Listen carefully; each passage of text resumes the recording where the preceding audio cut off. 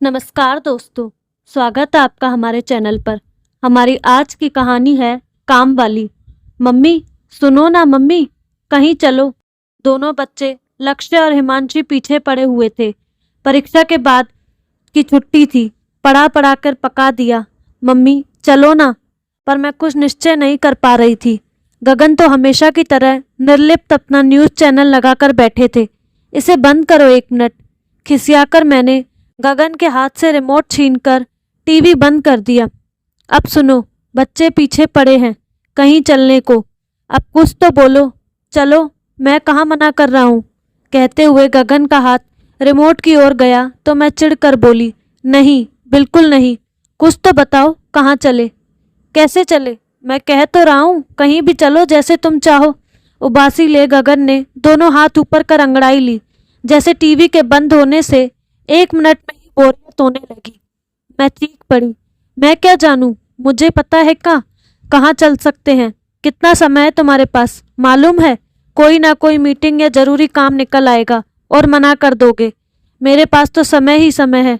हाँ, कल तो नहीं, कल जीएम आ रहे हैं, परसों सैटरडे है। परसों का बना लो, कहीं भी चलो। नैनीताल जिम कारपोर्ट चलते हैं। मुझे शेर चीता जानवर देखना अच्छा लगता है। अधिकतर lonely planet channel shark well देखने के लिए देखती रहती हूँ। नैनीताल सैटरडे हाफ डे और संडे बस यही खाली है। लाना जरा, चुनावी बहस जोर की है, मज़ा आ रहा है। तुम बस 2 दिन का बना लो। कहकर गगन फिर टीवी में व्यस्त हो गया। लक्ष्य और हिमांशी का चेहरा उतर गया। पता है मम्मी, मोनिका साउथ अफ्रीका होकर आई है। कह रही थी शेर जीप की बोनट पर चढ़ जाते हैं, कुछ नहीं कहते। हिमांशी को याद तो पता नहीं था कि साउथ अफ्रीका कितनी दूर है, कहाँ है। उसके लिए साउथ अफ्रीका आगरा से दिल्ली की दूरी पर है। मोनिका के पिता डॉक्टर है, साउथ अफ्रीका कॉन्फ्रेंस में गए थे, तब परिवार भी ले गए थे। आपके कोर्स में एसएसटी है ना, उसने पढ़ा है ना साउथ अफ्रीका कहाँ है। फिर अरे मम्मी, जेट ट्यूब में सब कुछ होता है, सब होता है। पर ठीक है, सीधे सीधे बोलो, वहां नहीं जाना। लक्ष्य ने बुजुर्ग की बात ही कहा। अंत में 25 किलोमीटर दूर रिजॉर्ट की बुकिंग कराई गई। वहां एक कृत्रिम झील भी है, अच्छी जगह है। सैटरडे शाम चलेंगे, संडे वापस। जगह देख तबीयत खुश हो जाएगी। छोटी छोटी फूलदार झड़ियाँ, उनके नीचे बैठने के लिए मेज कुर्सी, छोटी छोटी हट, चारों ओर पेड़ों से घिरा। दूर दूर पर 3 रेस्तरां अलग अलग, एक राजस्थानी, एक बिल्कुल पश्चिमी ढंग का और एक आम। बीच में बड़ा सा स्विमिंग पूल। स्विमिंग पूल के किनारे आराम कुर्सियों पर जोड़े लेटे थे। एक तरफ बगीचा बना हुआ था। देखकर मैं सिटपिटा गई। यह तो हनीमून रिजॉर्ट है, बच्चों के साथ कहाँ आ गए। चलो झील की तरफ चलते हैं, बोटिंग करेंगे। कहकर गगन झील की तरफ चल दिए। जल्दी जल्दी उधर से निकल जाना चाह रही थी कि एक जोड़े पर नजर पड़ ही गई। एक छतरी के नीचे बैठे थे, उड़ती सी नजर पड़ गई। यह अमित किसके साथ था? अमित ही था ना? कौन कौन अमित? न जाने कहाँ रहते हैं। अरे 202 नंबर वाला अमित, जहाँ हम रहते हैं वहाँ 202 फ्लैट है, 5वें माले पर, चौथी बिल्डिंग में। अमित किसी बड़ी कंपनी का डायरेक्टर है, इतना मालूम है। कई बार उसकी सुंदर पत्नी को कार में आते जाते देखा है। बस इतना ही परिचय है अमित से। एक खुशहाल जोड़ा, एक प्यारी सी बच्ची होगा। मैंने नहीं देखा, मैं तो सामने वाली विदेशी युवती को देख रहा था। क्या फिगर है, पर देखो तो मेडिटेशन कितनी देर से कर रही है। पर मेरे अंदर खलबली सी मच गई थी। उसकी पत्नी तो कतई नहीं थी। कौन थी? कोई कलीग होगी। पागल, तू ध्यान से देखती, बड़ा स्कैंडल हाथ से निकल गया। मैं लौट कर देखने को हुई तो अमित ने हाथ पकड़ लिया। चलो आगे। पर मुड़कर देखा, अवश्य मैंने, जोड़ा वहां नहीं था। पर जैसे वह चेहरा मेरे मन से बार बार झांक जाता। गुमंदिश का रंग, तीखे नैन नक्श, बड़े फ्रेम का चश्मा, खुले बाल, इतनी ही नजर पड़ी। लेकिन रात को डिस्को के सामने फिर एक बार आमना सामना हो गया।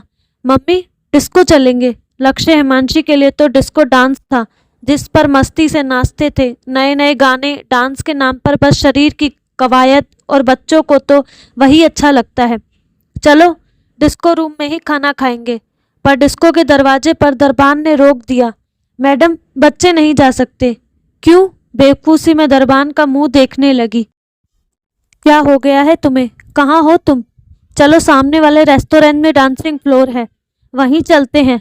उधर जाते अमित से आमना सामना हो गया। साथ वाली युवती की कोहनी में हाथ डालकर चल रहा था। अमित और सीधे डिस्को में घुस गया। बेशरम कहीं का, मैं बुदबुदाई।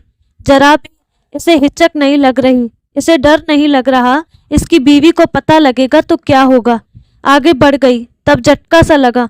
लाख फैशन करने पर भी कुछ कुछ मिडिल क्लास की लग रही थी लड़की, और जो कुछ पहचान पाई उस पर विश्वास ही नहीं हो रहा था। टाइट पैंट और सफ़ेद ढीले से टॉप में खटखट हाई हील में जो लड़की थी, वह तो यह कैसे हो सकता है? नहीं, मुझे विश्वास ही नहीं हो रहा था। यह तो आशा नहीं लग रही। मेरे सामने सुबह काम करके गई 3 बच्चे की माँ घूम गई। पतली दुबली सी आशा को देखकर कह ही नहीं सकते कि 11 साल की लड़की की माँ है। रहती साफ थी, इसलिए झाड़ू पोछे से हाथ खाना भी बनवा लेते थे। कसकर बंधा जूड़ा, उसमें खोसी फूल वाली पिन, प्लास्टिक के नगीने वाले कड़े। उसके कभी गाल पर सूजन होती तो कभी हाथ पर नील। उसे तो शराब और बच्चे पैदा करने से मतलब है। कमाना तो उसने जाना ही नहीं। सुबह ही उससे पैसे छीन लेता, इसलिए पैसे घर ले ही नहीं जाती थी।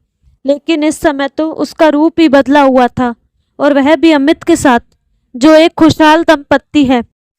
ना कभी किसी से झगड़ा, ना कभी परेशानी। फ्लैट्स में अधिकतर काम वाली भाइयाँ एक घर से निकलकर दूसरे काम में लगती तो उनका समय खराब नहीं होता। ना धूप ताप लगती, उनसे हर घर की खबर एक दूसरे को रहती। खिड़कियां भी तो पास होती, फ्लैट की हर दीवार के कान होते, इसलिए अगर एक कटोरी भी कहीं गिरती तो खबर फैलती। आज तो उस फ्लैट में एक दूसरे पर बर्तन फिके।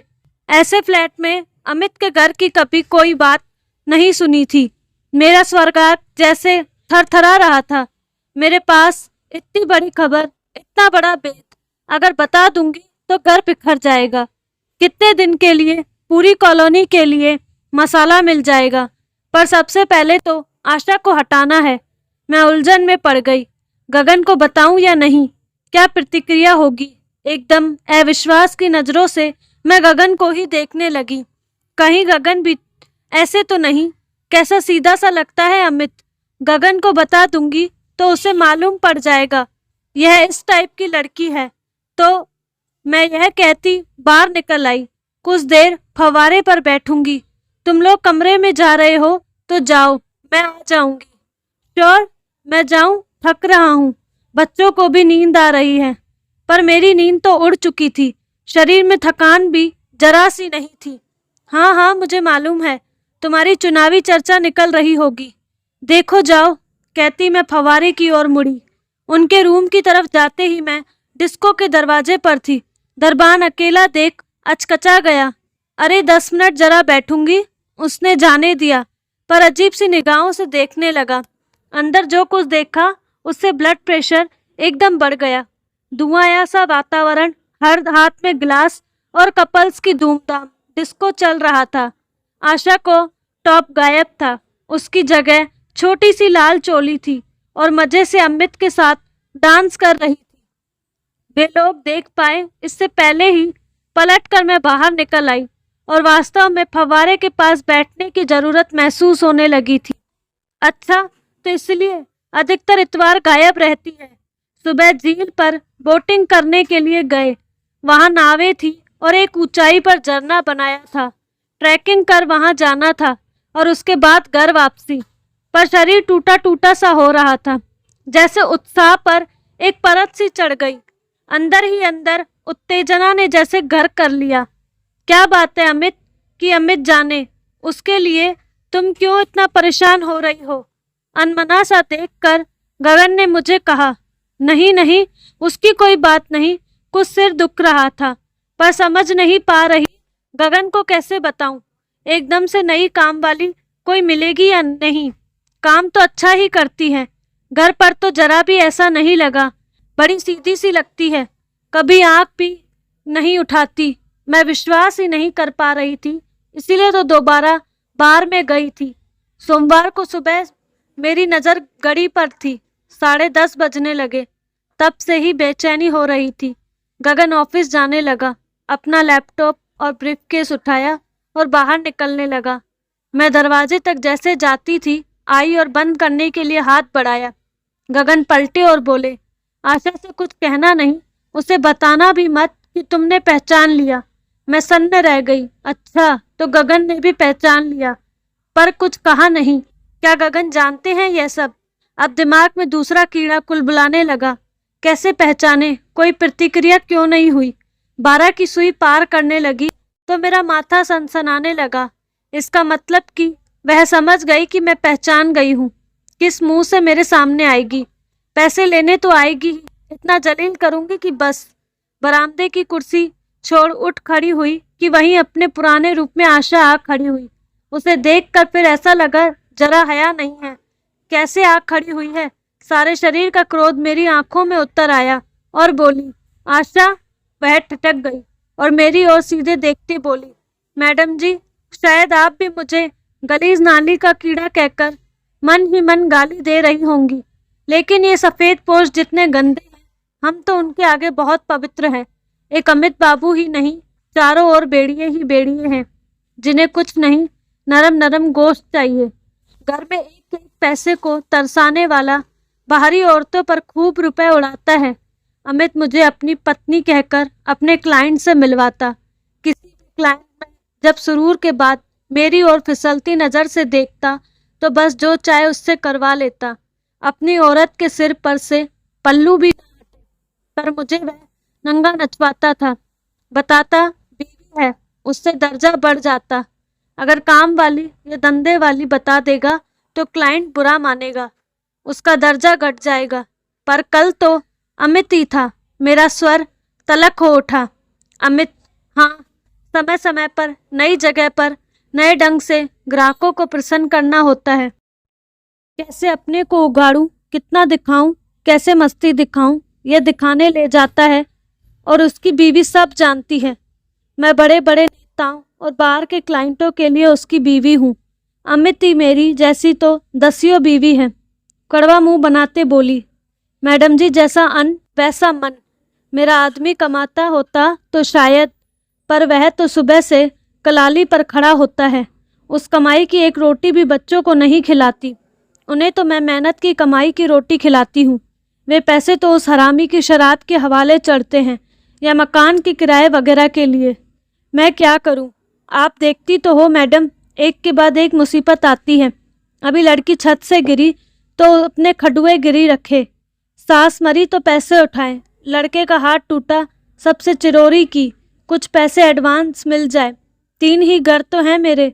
आप दोनों ने भी मना कर दिया था, इस समय नहीं दे पाऊंगी, 2 दिन बाद ले लेना।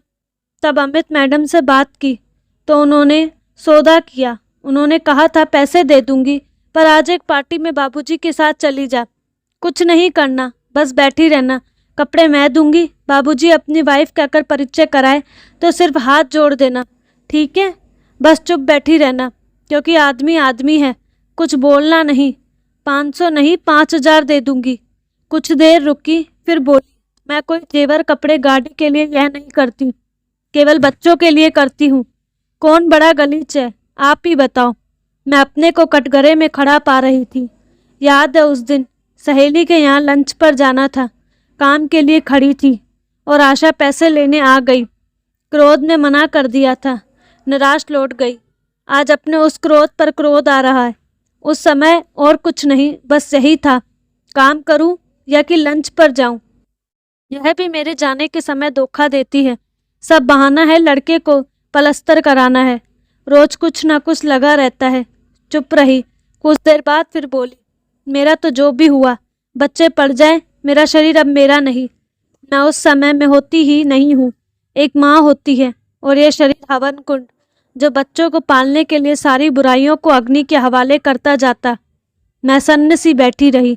कुछ देर में ही आशा बोली, तो हिसाब करेंगी मैडम? अंदर जा, काम कर। कहने के बाद जैसे मेरे दिमाग ने काम करना बंद कर दिया। तो दोस्तों, कैसी लगी आपको कहानी? अपनी राय कमेंट बॉक्स में ज़रूर दीजिएगा। साथ ही हमारे चैनल को लाइक, शेयर एंड सब्सक्राइब करना ना भूलें। धन्यवाद।